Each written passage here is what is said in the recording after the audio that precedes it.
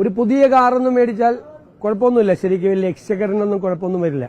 പക്ഷെ ഒരു പുതിയ കാറ് വാങ്ങിക്കാൻ ഞാൻ തീരുമാനിച്ചാൽ അത് ഭരണ സംവിധാനത്തിന് കൊടുക്കുന്ന റോങ് മെസ്സേജ് ആവും, തെറ്റായ സന്ദേശമാണ്. കാരണം അത്രയും സാമ്പത്തിക നില വഷളായിരിക്കുന്ന ഒരു സമയത്ത് ആർഭാടങ്ങൾ പരമാവധി കുറച്ച് നമ്മൾ ചില മാതൃകകൾ സൃഷ്ടിക്കണം. അപ്പോൾ ഉള്ള കാറ് അത് ഉപയോഗിക്കും. ഏത് കാറാണെന്ന് വെച്ചാൽ അതിന്റെ കളറൊന്നും നോക്കില്ല, ഏത് കാറാണ് എന്ന് വെച്ചാൽ നമുക്ക് അവൈലബിൾ ആയിട്ടുള്ളത്. ഇപ്പൊ തൽക്കാലം കാറൊന്നും പുതിയതൊന്നും വേണം. അതെല്ലാം പറഞ്ഞിട്ടുണ്ട്. അവർ Z+ കാറ്റഗറിയാണ്, ശ്രദ്ധിക്കണമെന്ന് പോലീസോട് പറഞ്ഞു.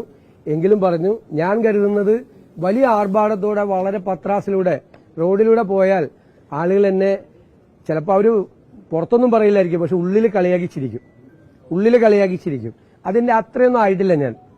അപ്പൊ അത് ഏറ്റവും ലളിതമായി ഏറ്റവും കുറച്ച് ചെയ്യണമെന്ന് അവരോട് പറഞ്ഞിട്ടുണ്ട്. പിന്നെ നമ്മൾ പോകുന്ന വഴിയിലൊന്നും ആളുകളൊന്നും ബുദ്ധിമുട്ടിക്കരുന്നവർ പരമാവധി ഏറ്റവും കുറച്ച് വാഹനങ്ങൾ, ഏറ്റവും കുറവെന്ന് വെച്ചാൽ വിരലിലെണ്ണാവുന്നതിന് താഴെ മിനിമം അത്രേ പാടുള്ളെന്ന് പറഞ്ഞു. അത് ഒന്നും ഉണ്ടായിട്ടല്ല, ഞാൻ ഇതിനു മുമ്പ് പോയവരെയൊന്നും പരിഹസിക്കൊന്നുമല്ല, അതൊന്നുമല്ല. അവർക്കൊക്കെ അതിന്റെ ആവശ്യമുണ്ടായിരുന്നു, എനിക്ക് അതിന്റെ ആവശ്യമില്ല. 1. 2, നമ്മൾ ഇത്തരം ഘട്ടങ്ങളിൽ നമ്മൾ ചിലപ്പോൾ മുകളിലിരിക്കുന്നവർ അല്ലെ കൊടുക്കുന്ന സന്ദേശങ്ങളുണ്ട്. ആ സന്ദേശം ക്ലിയറാണ്, അത് കൃത്യമായിട്ട് നമ്മൾ കൊടുക്കണം. നമ്മൾ പത്രാസും ആർഭാടവും കാണിച്ചാൽ നമ്മുടെ താഴെയുള്ളവർ മുഴുവൻ കാണിക്കും. അതിനുള്ള ശേഷി കേരളത്തിലെ ഖജനാവിനില്ല. Thank you.